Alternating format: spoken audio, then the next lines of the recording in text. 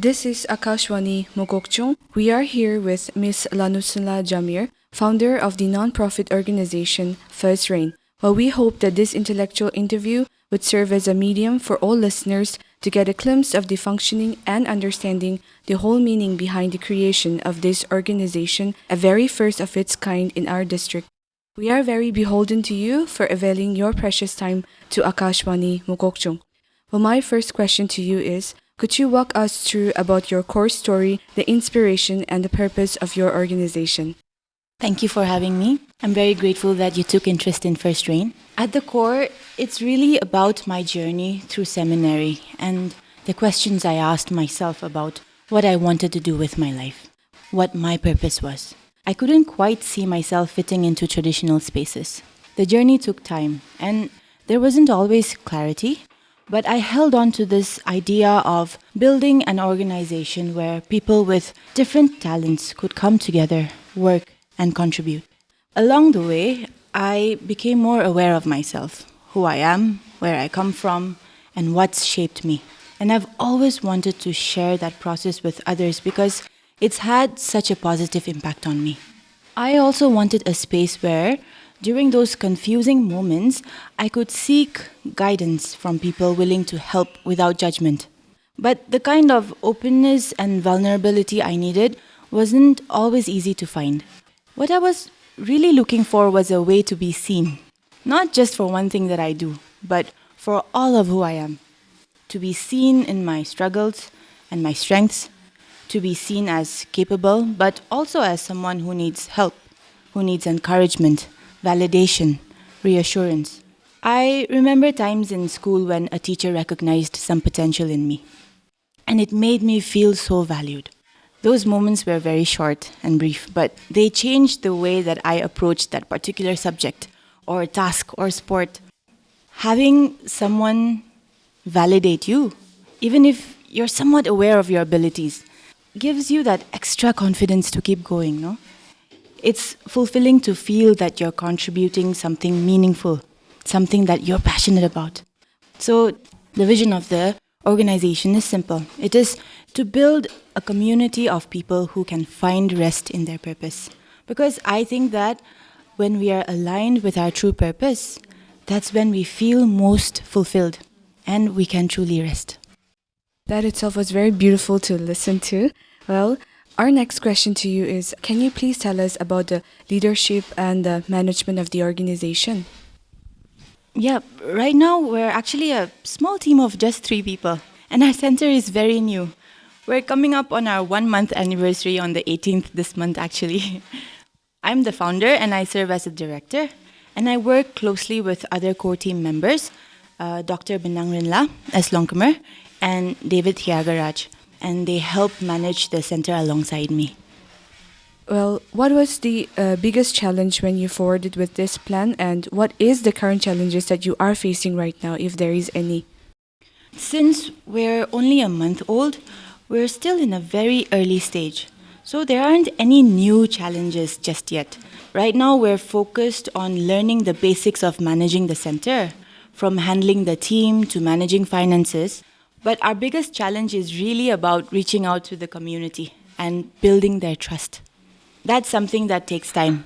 And as a new organization to be, because we have not yet registered formally as an organization, we know that we'll need to be consistent with our efforts to make a meaningful impact.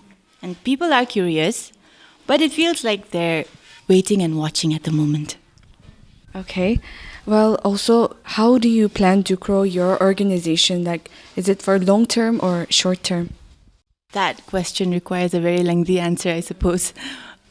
We have planned the center's growth in 3 phases. Holistic well-being, which the center would like to promote, is a broad concept. So in our initial phases, we're really focusing on identifying the immediate needs of the community. We aim to be a needs-based organization, responding to what the community requires most. And like I said, though we're not registered yet as an NGO, we plan to be soon so that we can expand our ability to serve. So in our first phase, we're launching 4 key areas, some of which are already underway. Let me explain them a little further. Our first vertical focuses on promoting mental health. The community is gradually becoming more open to conversations around mental health.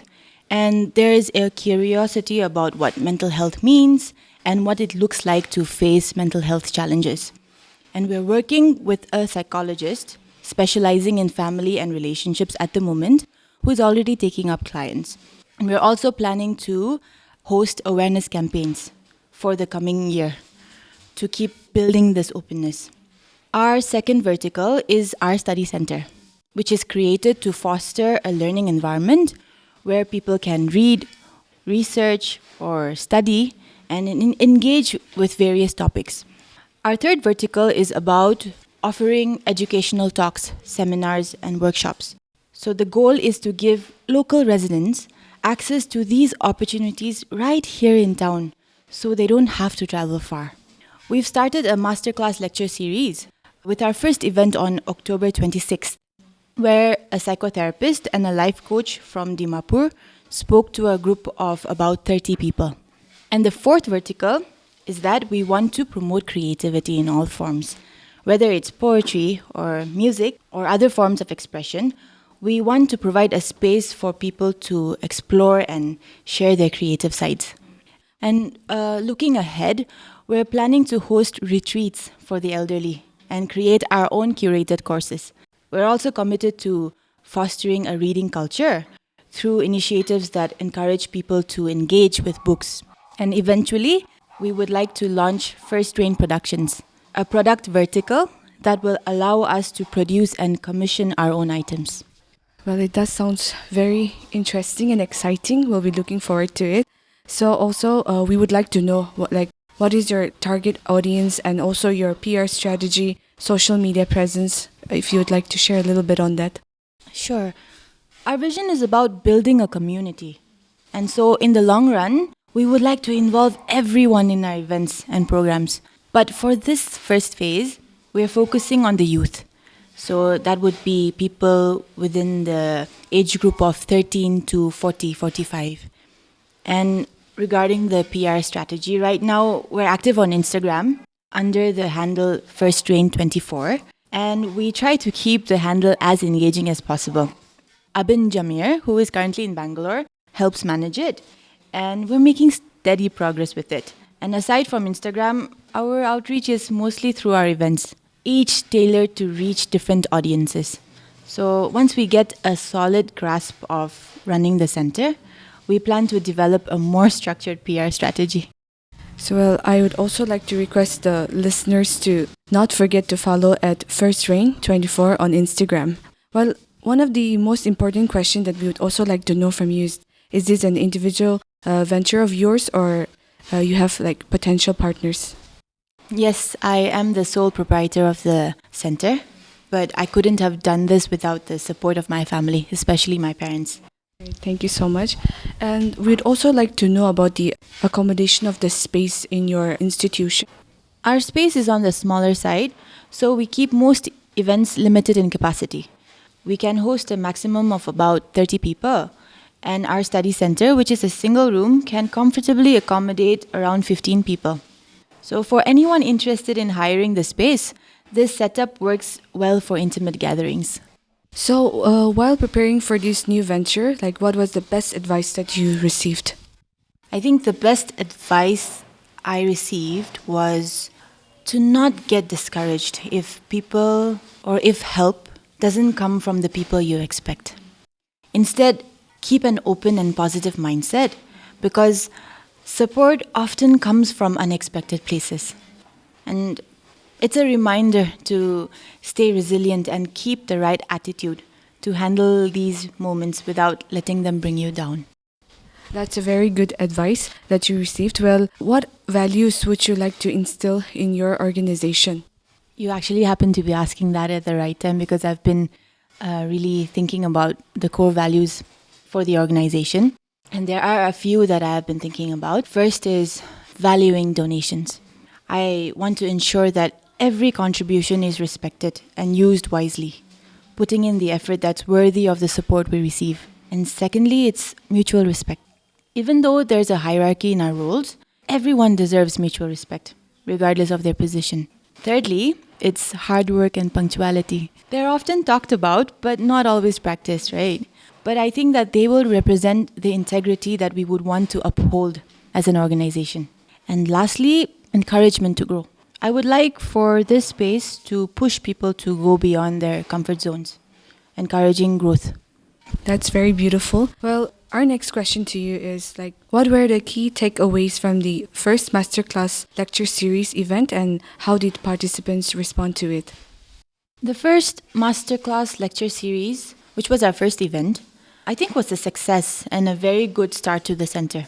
The event featured a life coach and a psychotherapist, and they explored the power of emotional intelligence and the art of building meaningful connections. So perhaps I'd like to share two key takeaways, one for each session. The session on mastering the art of cultural architecture explored the concept of shaping positive and sustainable cultures.